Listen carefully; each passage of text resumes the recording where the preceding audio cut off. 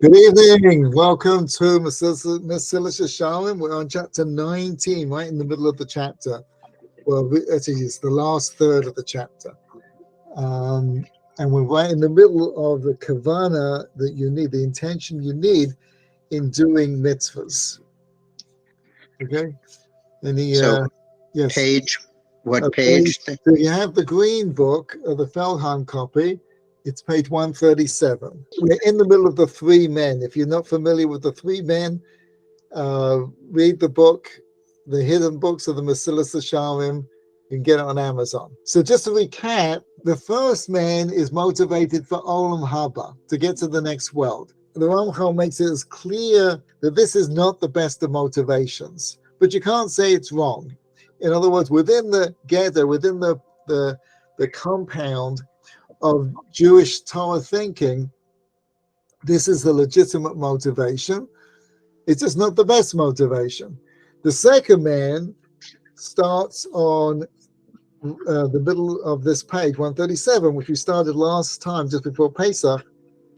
The true intention that is found by the Hasidim is to achieve, for a person to achieve, that is only to strive for the goal of increasing the kavod of God. As the second man, as we mentioned in the chapter 1, we've been talking about all the way through the book, is focused on his connection with God. That's what it's all about. So we'll just go from the beginning of this paragraph. We're in the middle of the paragraph.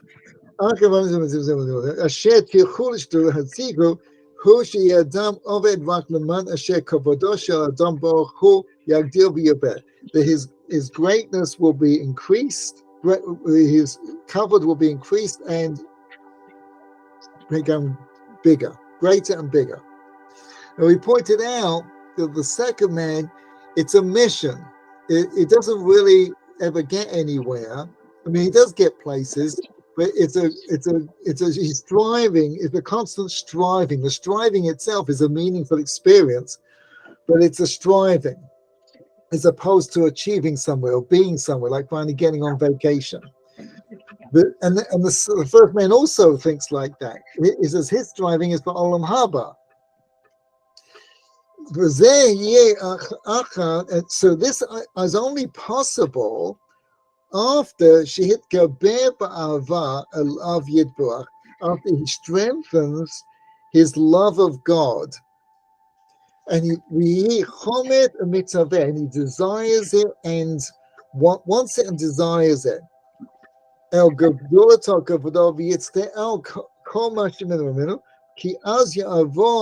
עבודתו לתכלית זה,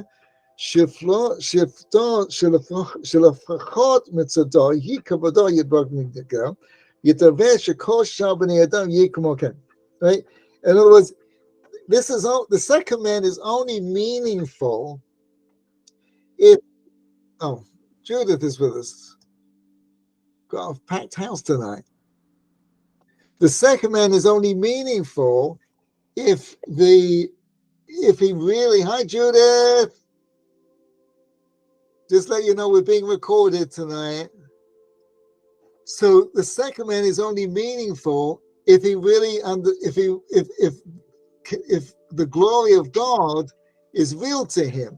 Now we relate to this in various places, where the shul, for instance, or Torah, or certain mitzvahs that we are upset at their denigration and happy with their elevation. That's the kavod of Shemayim. So we relate to this in some places. As I say, most people relate to this in some places. So that's where we would connect to it. But it's only as much as it's real. You can't fake this. If you don't connect with God, if God isn't real to you, as my friend Rabbi Braverman, he says, a lot of people believe in God, but they don't live with God. So in as much as God is real to you, like for instance, if someone was to insult your children, right, or your friends, or someone you admire, or a brother or sister or your parents or something like that, you'd be very upset. Hi, 1732. Welcome. I don't know who that is. Oh, thank you. Thank you very much. You're Spencer. welcome. Hi, Spencer. Hi, Spencer. Your name's Hi, I thought- Bars. That sounded like Elvis to me. Elvis is in the room. That's right. Okay, just to now let and then. everybody know, I keep saying it, I just want to make sure everyone knows we're being recorded. So don't reveal your PIN number. So okay, so he said it's got to be real. If it isn't real, if God isn't a real thing for you, then this is not going to be a meaningful. You can't engage on this level. As much as it's real to you, wherever it's real to you, that's how it's going to apply. Now that you can see why this is a much more meaningful, dynamic, fulfilling experience than the first man. The first man is Olam Haba. That's also a meaningful experience. You know, I always like to say, if you found out that you just won the lottery, $1.3 billion. I don't care what kind of day you're having. I don't care what problems you have. For most people, they're going to be having a great day. Now, oh, Jill, I apologize. I had trouble joining. I would love to be online. Oh, I'm sorry. That's okay. No problem. We're on page 137 in the green book. Yeah, Oh, thank you. Thank you. So most people are having a great day.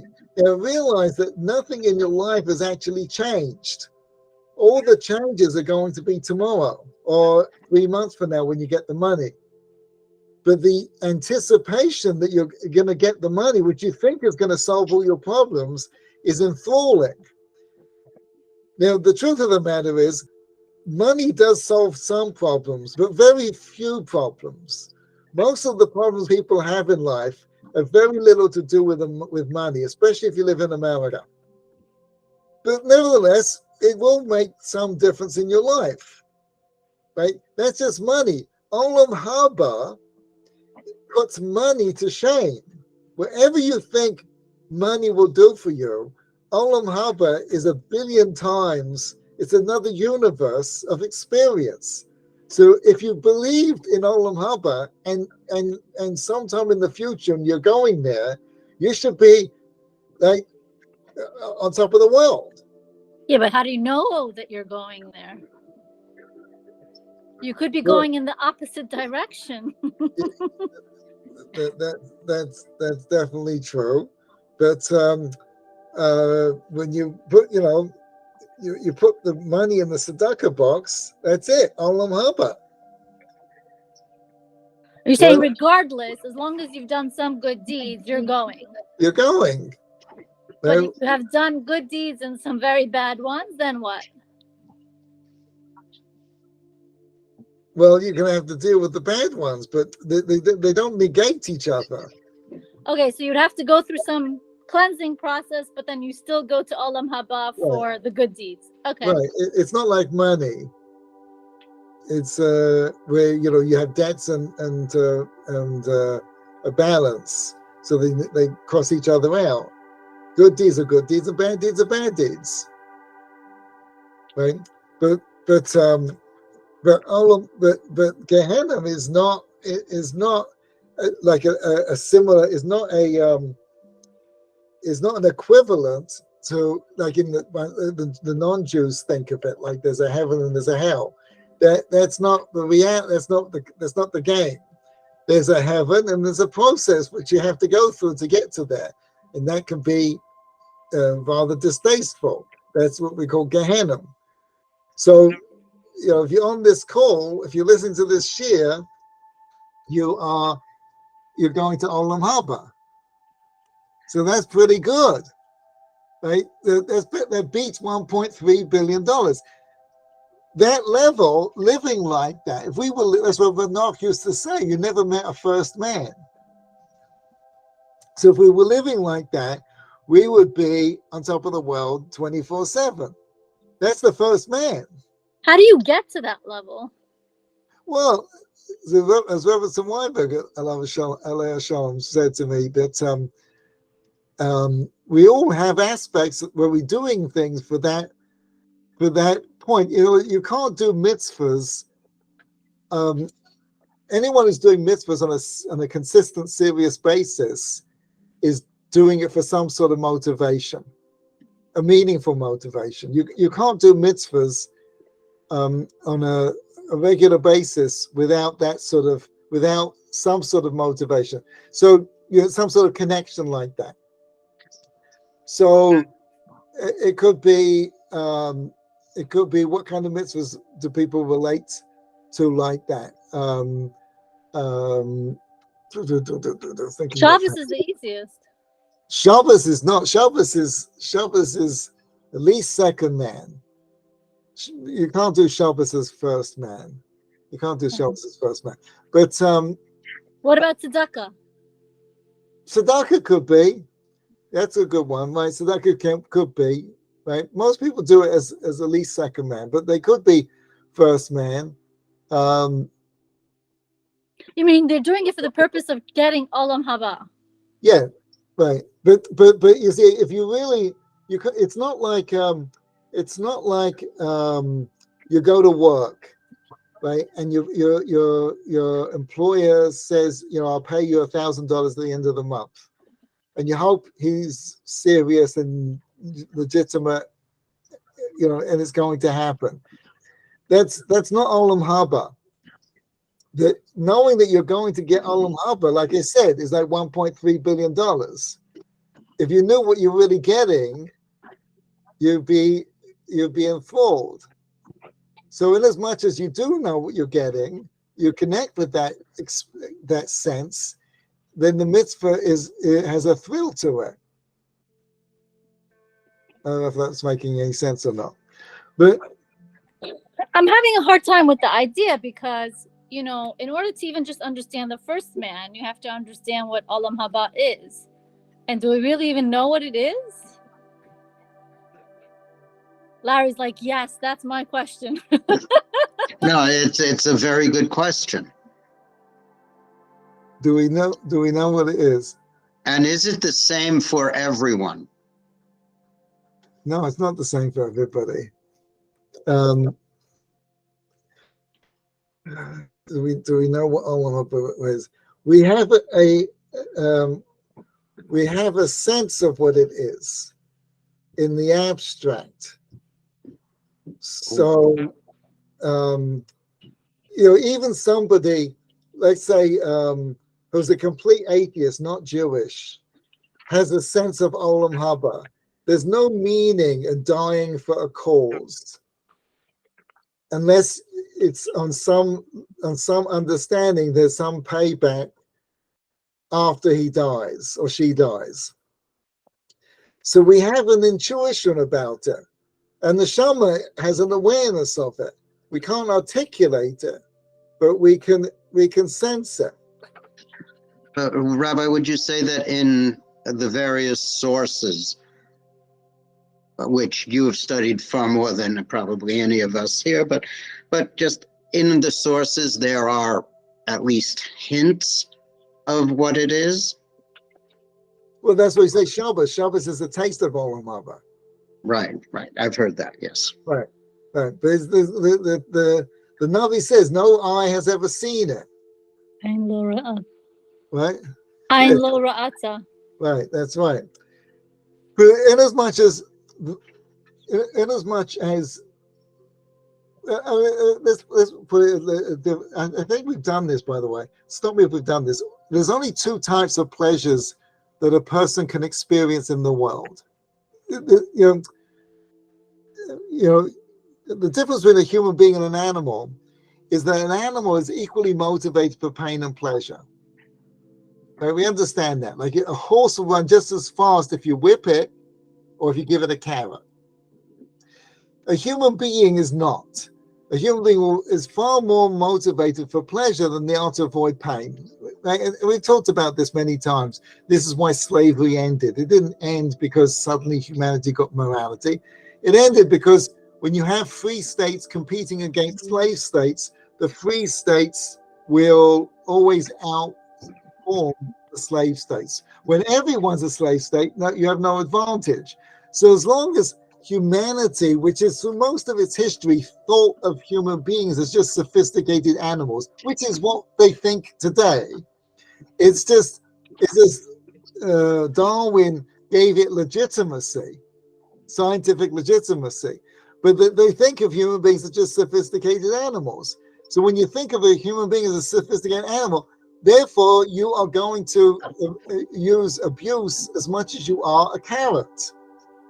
You'll think you'll motivate people by being aggressive or give them a reward, which is not just the devastation of how we interact with other people, but it's how we think about ourselves too. It's how we think about our children. Right? They're equally motivated by a stick as they are with a carrot. And it's just not true. Human beings are far more motivated for pleasure. Now, so therefore, what's the pleasure? Right? And all pleasures fall into two categories. The simple pleasure is the relief of misery or the relief of pain. Right? Now that's a very shallow pleasure in the Western world. That's a comfy bed, a car that doesn't break down, vacation, etc., etc. The only people that have access to the real pleasure of that are Jews. If you're not Jewish, you have no idea. All you've got is the relief of misery. You've got the relief of pain. Worry, medication, drugs, alcohol. They all fit into it. The only relief of pain there is Shabbos. That's Menucha, is the relief of pain. That's the only thing you've got. Olam Haba is the relief of pain. So in as much as a person understands, and this is what the Mesilat Yesharim says in chapter 1, in as much as a person understands intuitively, even though Elon Musk, right? He bought Twitter, I think $45 billion, was it? Something like that, some ridiculous number, right? Because he believes in free speech. Now, I don't know if he's an atheist or a theist, I don't know, but he doesn't talk about it at all. But there's no reason why free speech will win out against lies. There's no intrinsic reason. I was on ch19, so I asked it, some question. I said, "Is that the truth?" And it said, "Yes." I says, "How do I know you're not lying?" And what did it say? I don't remember the whole conversation. It was very silly. But the point is, it said that I'm not allowed to lie. So I said, "Why not? Why can't you lie? What's wrong with lying?" It's trying to posit some ulterior value or ultimate value to telling the truth above lying. I said, "Well, what if you get more, help people more, whatever, if you lie?" It's trying to get corner it. You can't go anywhere with these machines. They're all the same. Nothing. I don't want you to think I'm a bigot or anything, but they're all the same, right? So essentially, with ch19, we have reached the ultimate of Rabbi Boz versus the machine. I don't know about that. By the way, I commend to everyone the reading in the the Orthodox Union's latest Torah in the Age of Artificial Intelligence. Oh, okay. That's Fascinating articles. Oh, sounds interesting. Okay, so anyway, so he understands that there's implicitly a guiding force that if you do the right thing, everything's going to work out. It's like, where does he get this? Because intuitively, human beings understand that God's in control, and He's running the show, and He's going to make sure the good people win. If you do the right thing, He'll take care of it. So implicitly, So because of that, and the Ramchal says this in chapter 1, is that no reasonable person can think that the purpose of life is this world. Because if all there is this world, we're dealing with a very cruel God. Because there's nothing that like can justify, that can make up for all the suffering that various human beings go through their lives. Right? Unless there's some sort of payback or recompense in somewhere else. So it's just not reasonable. So I'm not just talking about the Holocaust and things like that, but you and me. There's got to be some way that it's all going to work out in the end. Intuitively, human beings sense that. That's Olam Haba. Now, the second man's going to have a different answer, but that's the first man. It's all going to work out in the next world. And then that's not so strange. People work 60 plus years to retire. Today people live fairly, have some good years afterwards, but in the day they didn't live that much longer. So what are they doing it for? I used to ask these questions every time I met a rich person. Whenever I was learning with a rich person, I would ask them this question: do you have enough assets to liquidate them all and live the rest of your life in a custom that you would like to enjoy, right? According to how you live now, right? And if they would say yes, then I would ask them, well, why don't you do that? And why are you wasting your time, like going to the office and dealing with all these idiots and having to, whatever, right? And if they were honest, they would say to me, I got nothing else to do. What would I do with my time? Right? Some of them would justify it on saving the world by producing pencils or something, right? But intuitively, they know there's got to be some make up for all this. There's nothing in this world that makes it worth it. So that's the first man. The second man is, so all pleasures, again, relief of misery. The only other kind of pleasure, in other words, there's no pleasure in a cup of tea or coffee. There's nothing in the atoms. Atoms don't enjoy anything. There's nothing, you can't break in a microscope and say, oh, look, there's joy. There's the Machas atom floating around. Right? There's nothing in the physical world that goes, this is enjoyable. This is why animals essentially don't enjoy anything. Food is a great example. They don't enjoy, we've talked about this many times. But the only other kind of pleasure is connection. It's a fascinating thing. For dogs, for instance, animals in the wild don't enjoy the connection they have to what they have with people. We call it rescue dogs. Right? Why don't you just leave it in the cage for the rest of its life? It's not worse off than it would be if you left it in the wild. Right? I mean, the dog's life is not great. Go out to the woods sometime and find a wild dog and ask her what it's like. It's not great. It's tough. It's a tough life in the wild. Right? So how come when you give it a connection to a human being, it's a greater experience? You can see that dogs are very excited to be with human beings. It's like they found a home. Because the only other kind of pleasure is connection. When you connect to a greater being than yourself, it's a greater connection. The same thing is true with us. In other words, if you connect, you all got people that only connect to animals. That's a little limiting.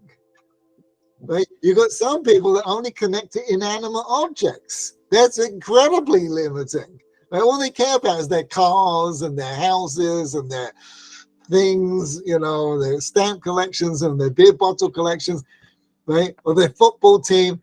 You can tell that they're very limited people. People who connect to people are more fulfilled people. You can tell that they're different people. People who connect to God, that's a whole nother game. Now that pleasure is available to Jews and non-Jews.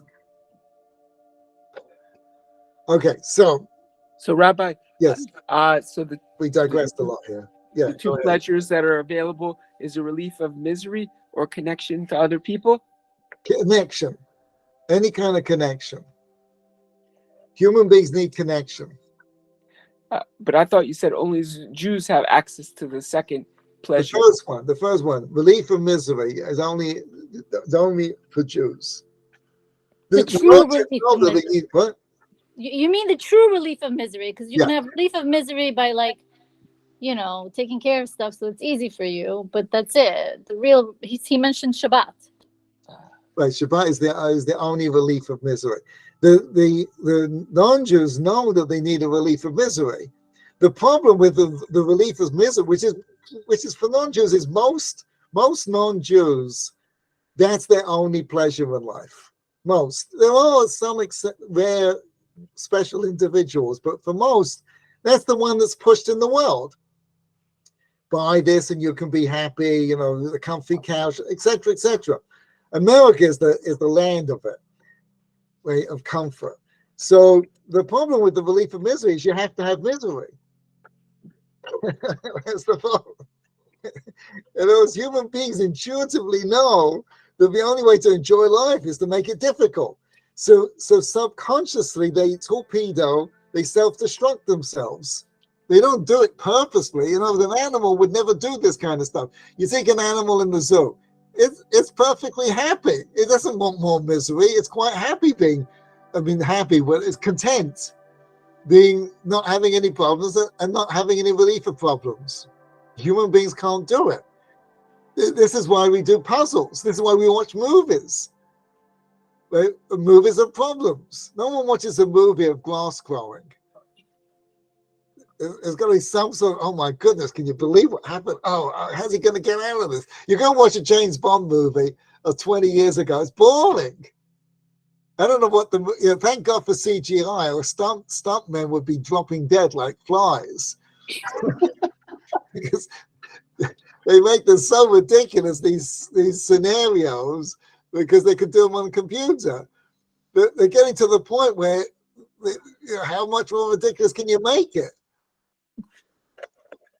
Every hero we've got to be like saving the world. Like, what's wrong with saving a cat from a tree? So wait, if that's true, if what you're saying is true, why don't we create different kind of misery? In other words, why don't we go after problems that exist and try to solve them instead of making ourselves miserable? That's exactly right. 100%. That's what we should do.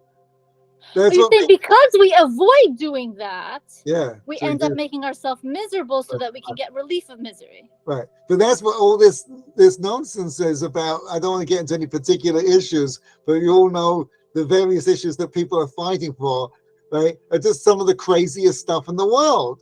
Why is there such an issue? Because people want the relief of misery is a great experience.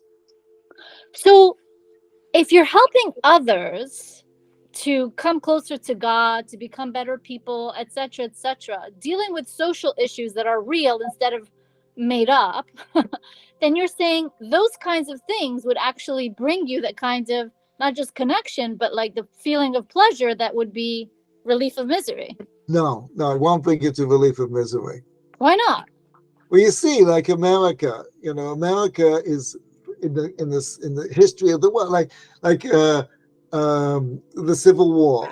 Do people feel relief that they don't have slavery today? No. I always point out, like, my father grew up in a house that did not have an indoor toilet. Did that help anyone that he grew up that way and we don't have to? No, it doesn't. The only relief of misery is Shabbat. The only relief of pain is Shabbat. That's the only relief of pain. The relief of pain outside of that, like, it's the old joke about the Russian, during the Cold War, goes into a shoe store and he buys a pair of shoes 2 sizes too small. So the sales guy, why do you? He says, listen, I live in a house I hate. I live in a country I hate. I have a job I hate. The only pleasure I get in life is taking off my shoes at night. So we think it's funny, but the truth of the matter is we all do it. I mean, I say people do it. Right? They live in houses that they can barely afford. They live in neighborhoods they can barely afford. They have vacations they can barely. They live on the edge of what they can barely afford. So we're on the precipice. So of course, the smallest thing breaks down, and you're in big trouble. Why do we do that? Because the relief of pain is the only experience people have. It's a very, again, temporal pleasure unless it's Shabbat. That's why people who keep Shabbat have it's an incredible thrill, because it's the only relief of pain you'll ever get. Everything else is just constant pain. The world is in constant misery. Life is constant misery. Mm. What are you having a problem with, Larry?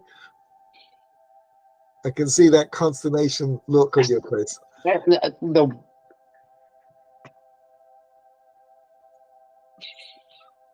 As you know, I'm still learning more and more about Shabbat, and it's certainly, I don't know that I'd ever thought of it as the relief of pain as much as the appreciation of what life can be and should be and maybe ultimately will be. Yeah. But I just think I have more trouble with the idea that today, Yom Sheni or wherever we are, I've lost track, it is all pain, that there's nothing enjoyable or no, there is. It's connection. All the other pleasures we can have are connection. Right? People, God, even things. It's okay. connected. But you go into the forest, what you're connecting. You put a human being in a cell, it'll kill him. You got to connect. Human beings have to connect to something. Does that also What was the include forest? I'm sorry. What was the forest? Yeah, you go into the forest. You're feeling like you're connecting to something. Is that like those people who go into the forest and yell? I don't know what people we're talking about. It's not me. Maybe it's your neighbors. What we say? No, I think David told me that. Anyway, go on. I was wondering, does that also mean like connection to like lofty ideas? Huh. Or is it just connection to people? People and things. No, ideas are the method by which. It's a great question. Ideas are the means by which we connect. It was how I understand you, or understand people, understand God. The more things make sense to me, the more I can connect with them. So you're connecting through your mind and your understanding. Right. It's like when you understand what someone did something to you, it was really, they're trying to help you, it changes the whole relationship. So your thoughts and your feelings are the means with which you connect. Okay. That's right. That's right. Okay. Okay, so let's at least do one sentence. We really digressed here. Okay. You were finished talking about the second man. Yeah, so the Striving second, but not achieving. striving but not achieving, right. Okay. V'yitz the air, and he will be pained, v'yitanech, and he will be, how does he translate that? Yitanech. Let me translate. Grieved, aggrieved. When other people disparage God, or if he does it himself, where he diminishes the covet of God in any way that we connect, whether it's an accident or whether it's on purpose, right? Just because he had a moment of weakness, because it's difficult to save you, to always be on the job.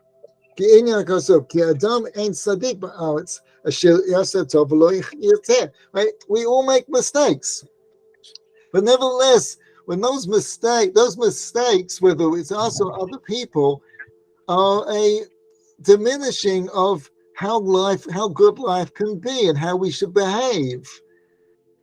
It's sort of like, we see in America, I don't want to get into any specifics but everybody's got them, of the crazy things that are going on in America today that take away from the glory of what a humanity should be living with.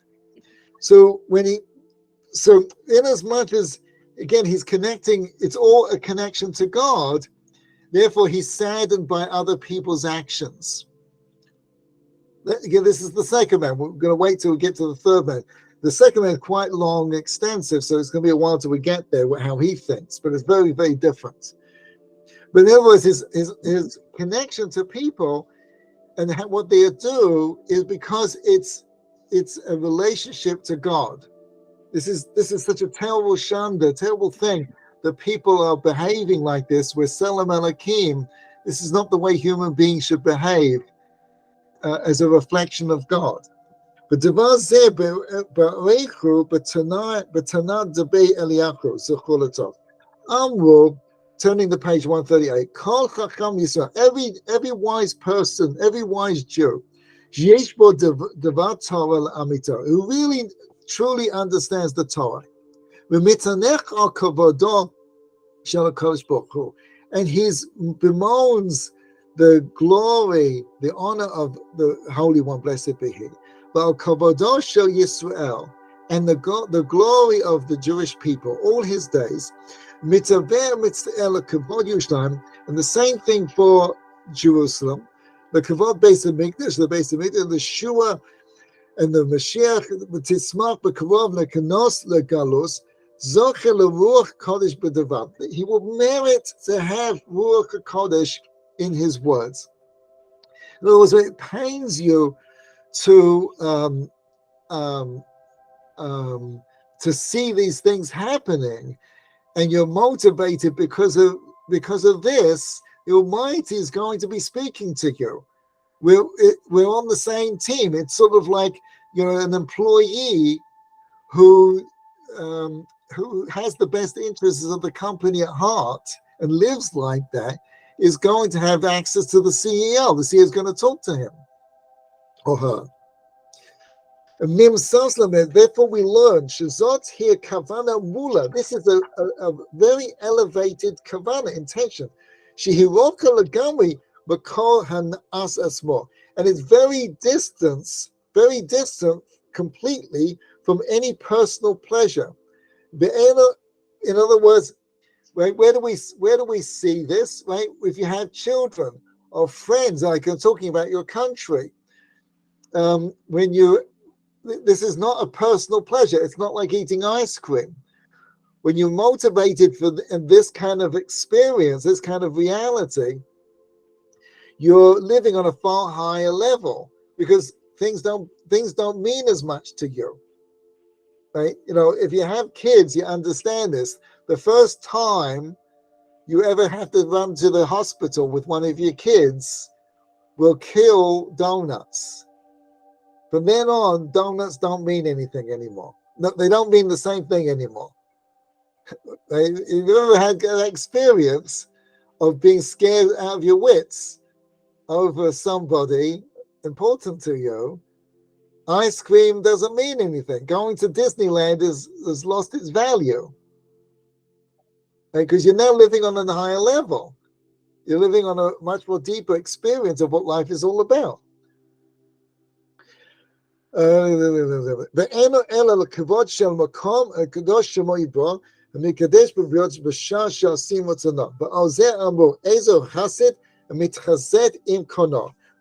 is really the Hasid? Who is really the one who's living on this higher level? It's someone who cares about God. Right? Again, we have this experience of certain mitzvahs. Behold this Hasid. I'm going to read. Through because I want to get through to the third man, and the third man doesn't start Uh, the third man's doesn't start. It doesn't start to 141. Yeah. Okay. I tell you what, why don't everybody read from 138 all the way through? Because he's saying a lot of the same kinds of things all the way through to 141. And then we'll pick it up 141. Okay? Is that okay with everyone? Okay, now this type of pious individual is an additional something to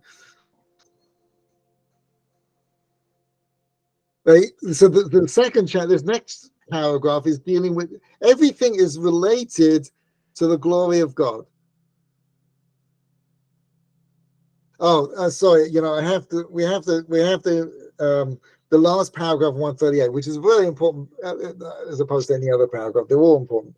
A person may ask, "Who am I? Of what importance am I to pray about the exile and Jerusalem?" This is a big issue that comes up. That people have. We're davening for the Mashiach, the return of the exile.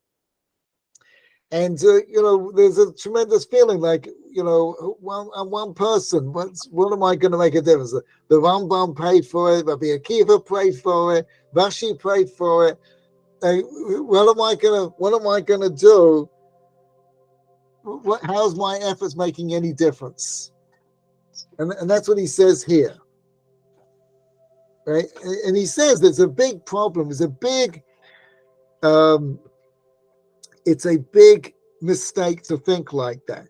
He saw that there was no, middle page 139, the prophet saw there was no righteous people, and he was amazed.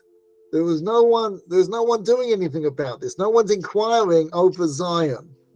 Meaning, no one's trying to bring back the Jewish people to the land of Israel. No one's doing anything about it. No one's trying to rebuild the base of Mikdash. What are you doing?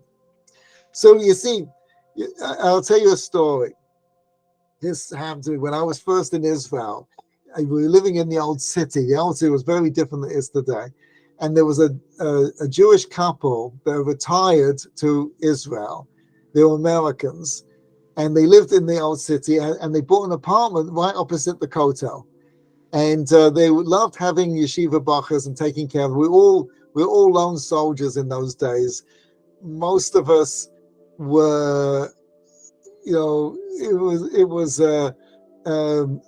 we had no family. It was kind of tough. So they took care of us. They were very special people. And so one day he tells me his story. They're very Zionist couple. And all their kids moved to Israel eventually. And so he told me his story that he volunteered to go fight in the Israeli army, at the Air Force. He was a pilot in 1948. And he was all set to go because he was a real big time Zionist. Both of them were. And the night before he's about to ship out, he's getting a little bit nervous. And the captain who was dealing with this was supervising him, could sense his trepidation. And he asked him, he says, "You haven't told your wife, have you?" Right? Which is, if you're going to go into a war zone, right, it's a good idea to tell your wife. So he said, "No, I didn't." So he said, "You have to tell your wife." So he goes home and tells his wife, and his wife says to him that, "I can't tell you not to go, because if I don't, who doesn't want their husband to go?"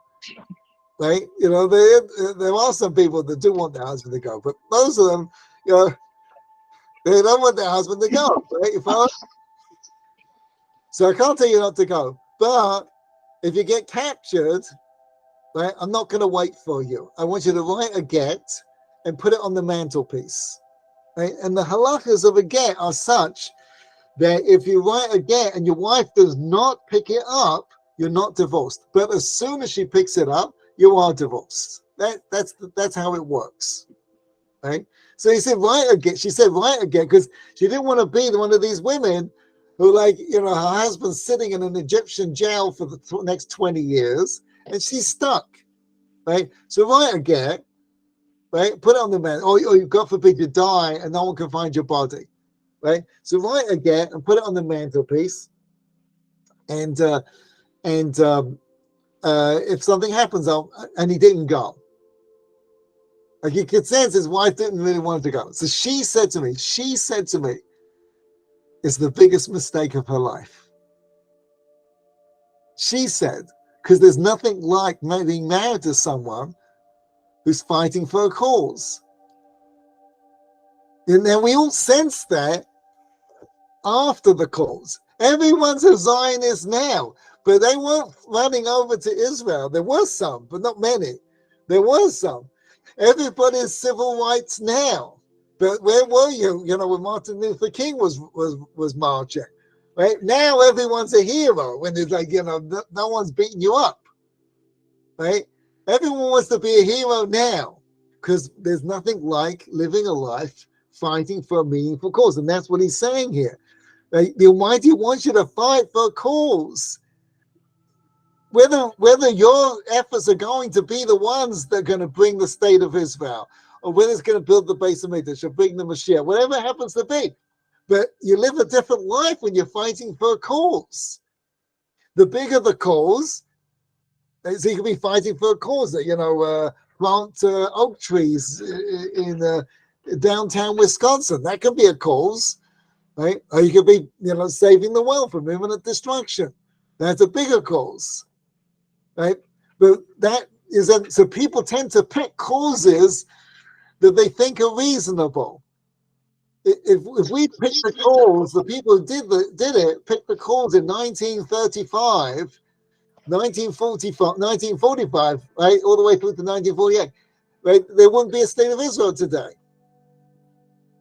It's not a question of it being reasonable. This is the greatest cause. Is it making sense? Okay. Okay. So now let's get to move along. Okay. So now page 140. There is, however, a second rationale behind the virtue of piety, and that is for the concern of the good of the generation. For it's befitting that the actions of the pious person should be directed toward the good of the entire nation. Now, it's very interesting because you can't tie this in to just doing chesed for people to the glory of God. He just can't tie. It's just, this is one of the things. It's sort of an addendum to everything, because it's very clear in Torah that you're going to take care of the people of your generation. You're going to take care of the world. It just doesn't necessarily tie into. I was just speaking to Rabbi Silver, and he told me the story about his Rebbe, one of his Rebbe, Rabbi Mendel Kaplan, who was a big tzaddik, lived in New York, I believe. And he said to me, like, he was a fantastic human being, great Talmud Chacham. And he would stop by the side of the road and help beggars on the street. Jewish, not Jewish. He would talk to them. He would give them clothing. He would give them money and food and do everything he could for them. Right? It's not because this is the glory of God, that this is bringing the Mashiach or the base of Mikdash or anything. It's just, you see, it always amazes me, like, people, when we have mitzvahs of Sar Bali Chaim, or how you treat animals, this is a human being. This is a human being. How can you just go past and not feel bad for these people? Okay, I don't know necessarily what to do, but you got to feel bad. You got to do something, right? So that's what he's saying here. Okay, and so he brings down the 4 species. Okay. Okay. Okay. This is 141. And they of blessed memory have already said, the rabbis, about this. I come because of your words, that Gabriel was not allowed to go beyond the heavenly crown until he had spoken on behalf of Israel. And Gideon was told, go with this, your strength, which is referring to his speaking on behalf of Israel. In other words, if you're not doing things for other people, you have no right talking to God. Rav Nach used to talk about this all the time. Rav Shach would speak on Yom Kippur, in Kol, I believe it was in Kol Nidre, and he would say, if you did not cry because of the state of the Jewish people in the world, you're a cruel person. You have no right talking to God in Yom Kippur. This is the Mir, right, in Jerusalem. And there was also Rav Shach, it was Rav Chaim Shmulevitz, sorry. Can you repeat that again? What did he say on Yom Kippur if he didn't? He would say, if you did not cry for all the other Jews who are suffering in the world, you have no right being here on Yom Kippur. Right? That's a totally different perspective on Yom Kippur. Why? Because it's like, I don't know, I kind of see it as a very self-centered day, you know? You're trying to make sure that you get forgiveness for all your sins, and you're working on the forgiveness part and the teshuvah and the repentance, and it's totally focused on you. Like, now you're saying, excuse me, it's not about you. Well, I wouldn't say those are exclusive, but the day is about connecting with God. It's the holy day. It's about connecting with God. And the mistakes take us away from that. But it's almost like there's a prerequisite to even coming to that day, based on what you're saying. Yes, 100%. Right. But you see, Yom Kippur is not about, Rav Simcha Weinberg talks about this a lot. Yom Kippur is not about focusing on your mistakes per se.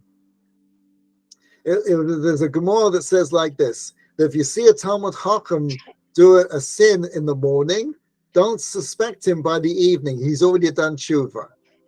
When are you supposed to do tshuva for an Avera? Immediately. What are you waiting for? So then what's Yom Kippur for? It was on Yom Kippur, we say the Al Chetz. That's the principal prayer of the day. And we say things that are crazy things. The Sfardim, I'm Sephardic, so one of the Al Chetz that we say is for the sins that we did in a previous lifetime. You Ashkenazim don't do that. Don't have that one. Right now, how bad can you possibly feel for the sins you did in another lifetime? Well, that's the reason you're here now, right? Because if you hadn't done those sins, you wouldn't have to do the Gilgulim again. I understand that, but how can you feel bad for a sin you don't even know what it was? Right? And even the regular Al Chetz, regular, like everyone's Al Chetz for sins that we don't know about. So if I don't know about it, I'm like, how can I feel? Right? You understand? So the Al Chetz is not about forgiveness. It's not about feeling bad for the mistakes you made. It's understanding that this is what we do. Don't let it get in the way. In other words, your children make your child's trying to learn. At 5 years, I was trying to learn how to ride a bicycle, right? And each time they get on, they fall off, right? After the third time, they give up. So why'd you give up? Because I feel bad that I fell off. You say to them, no, the only way you're going to learn how to ride the bicycle is to fall off. This is who we are. When you think you shouldn't fall off, then you have a misunderstanding of who you are.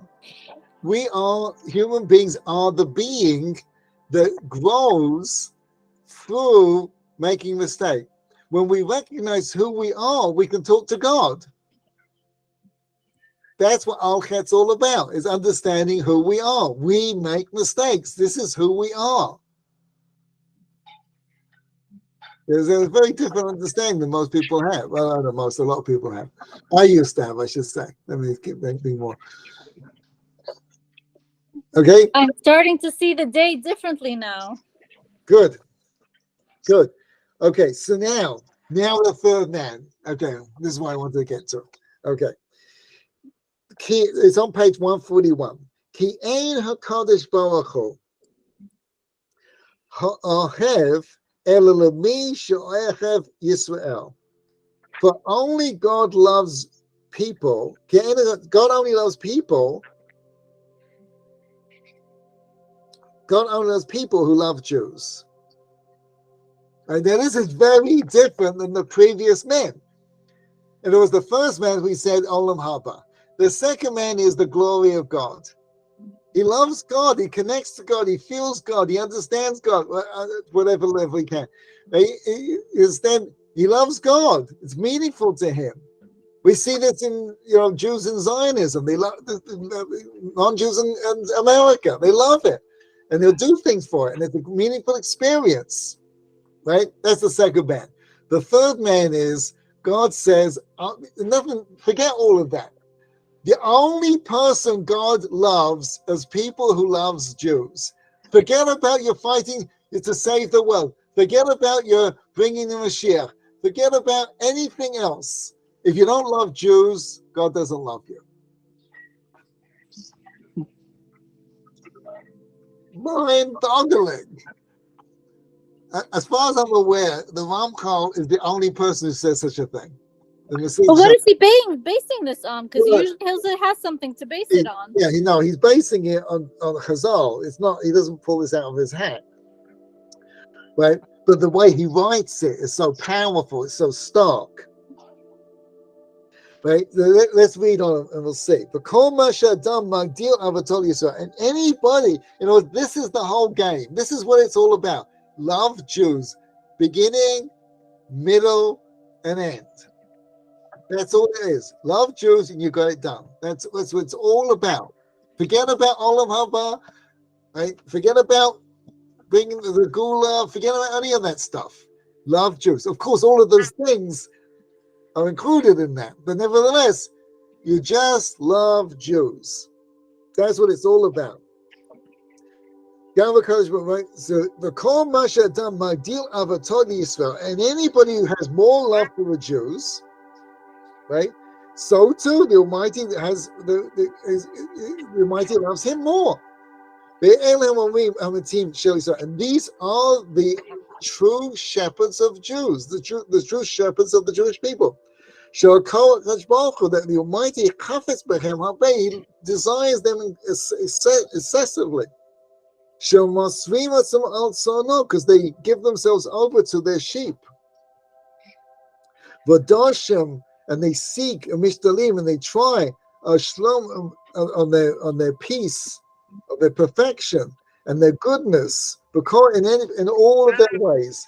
V'amdim tamid b'peretz, and they stand in the breach, lehitpalel alehem, to daven for them, and the bato gezer kashot, to nullify any bad decree.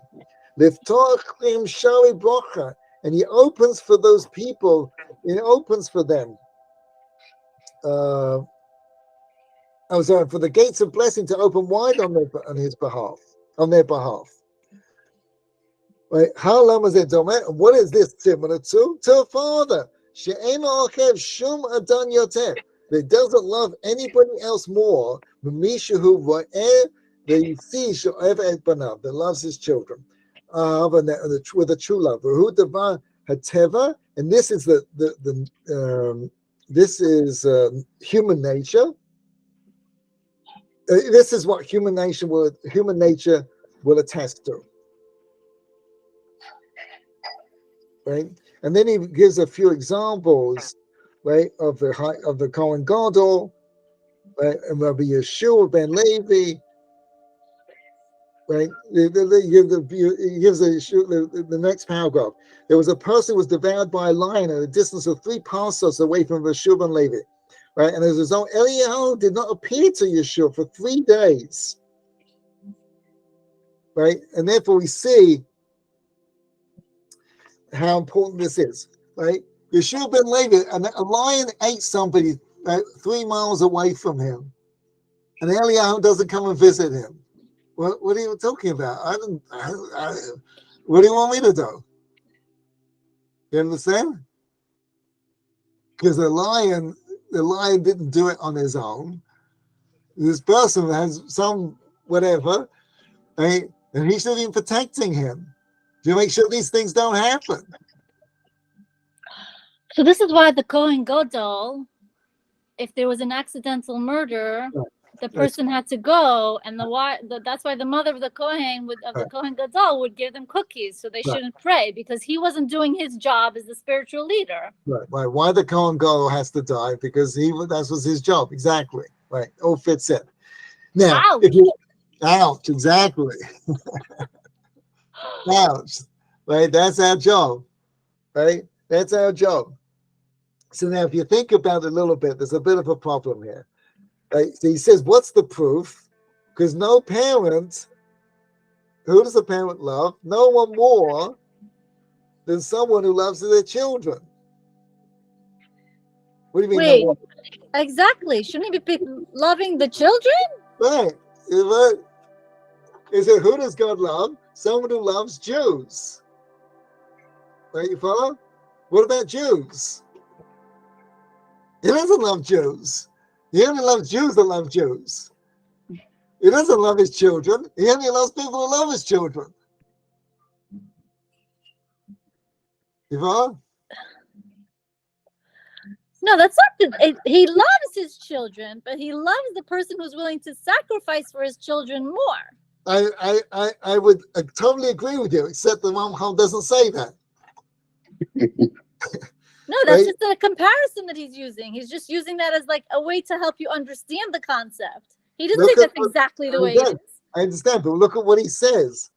Right? I would totally agree with you if he would say that, but he doesn't. And the Ramchal is very precise in saying, he says, what is this similar? 3 lines from the bottom. La'av, to a father. She'enu ochev shum adam yoter. He doesn't love any person more than this. More than what? Mishu hu ro'eh she'ochev, that he sees that he loves his children.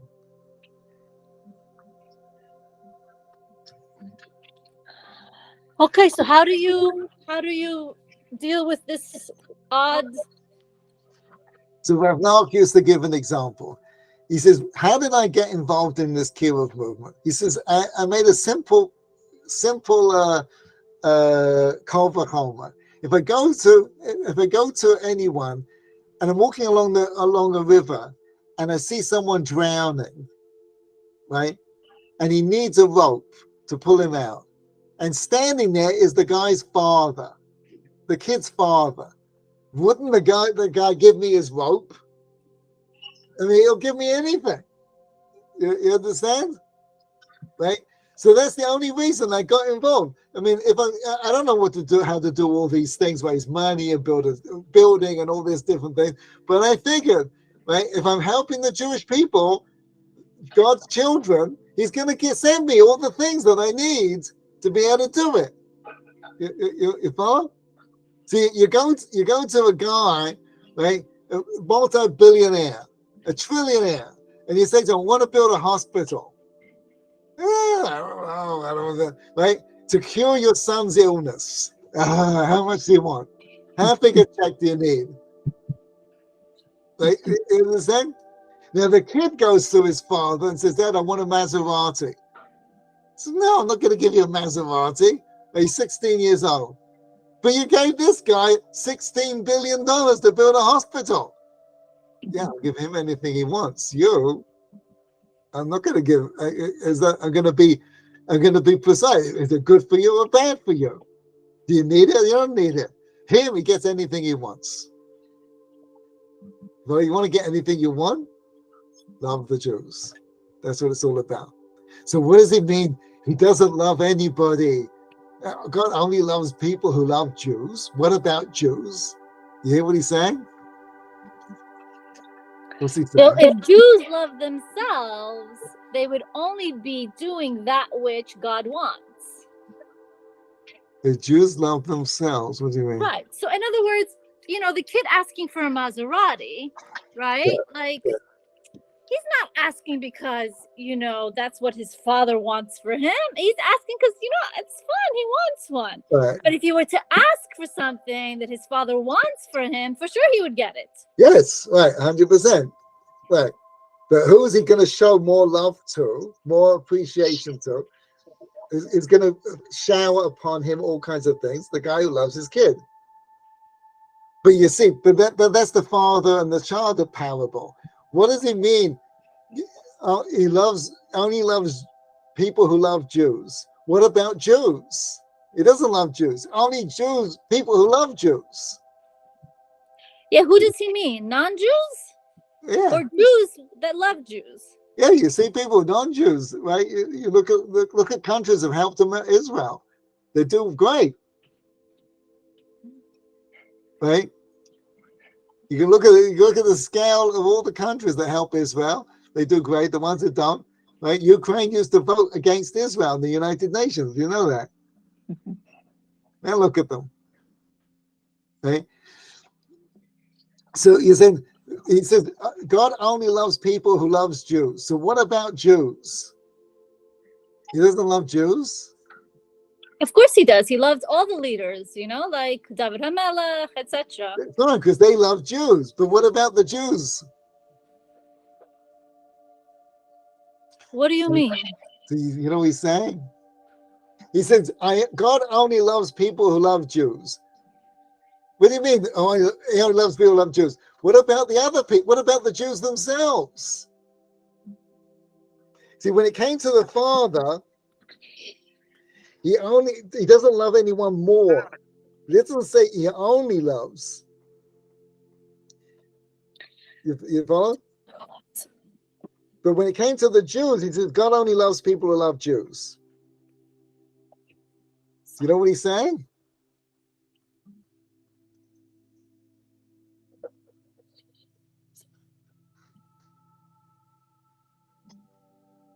Don't answer all at once. Take a number. What's he saying? Give us a hint.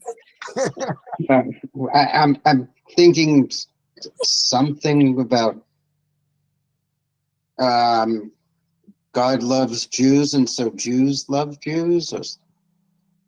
But then I think you're in the right track. You're on the right path there, Larry.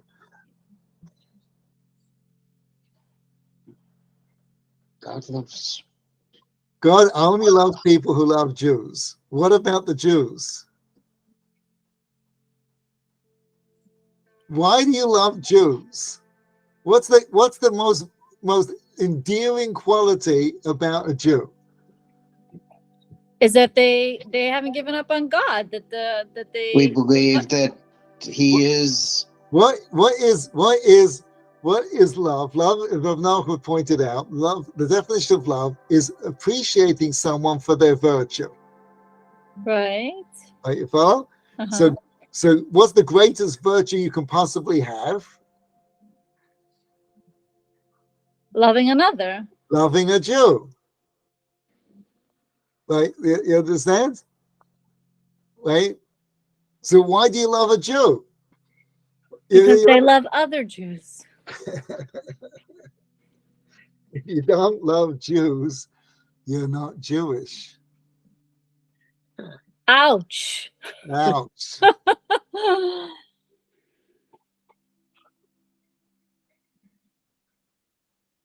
Because it's not that's the main Jewish characteristic. That's the most important characteristic. To love Jews. And all I can think of is then self-hating Jews. Yeah, okay, we all got psychosis. My present company not included, except me. Right? We've all got issues, right? But nevertheless, right, the most resilient virtue that you find throughout Jews is that they love Jews just because they're Jews. Right. So they'll go out of their way to give them their car because they need it because but they can catch. Okay, yeah. Right. You go to the Vatican and you say, I want to become a citizen. He said, what are you talking about? Right? Well, I'm Catholic. Forget it. Right? There's no such thing. I believe in the flag of America. I want to come here. Forget it. You show up in Tel Aviv.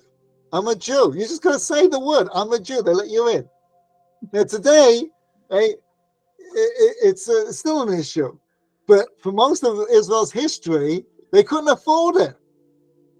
And the people who were coming weren't rich. It's usually the poor, the people who are broke. And we need another broke person. You know, they come in waves. Why are the Ukrainian Jews coming now? Because they're broke. They lost everything. Why didn't you come when you had money? It would have helped. You know, why does Israel, the most secular Jews in the world, were running the country of Israel? But who do they love? Jews. Who do they take out of Ethiopia? Jews. Well, what do you do that for? Because they love Jews. They didn't even meet the people. They can't stand them. Right? The Sephardim, the Ashkenazi, you know, the whole thing, right? They can't stand it. They don't want them living in their neighborhood. They'll risk their lives, right? They'll risk their lives to save them, to pull them out of Ethiopia. And it costs millions. It's not like, you know, here in America, right? They're trying to keep everybody out. In Israel, come. If you're Jewish, come. How are you going to pay for it? I have no idea. So how does Israel thrive? Because you love Jews, I'm going to take care of you.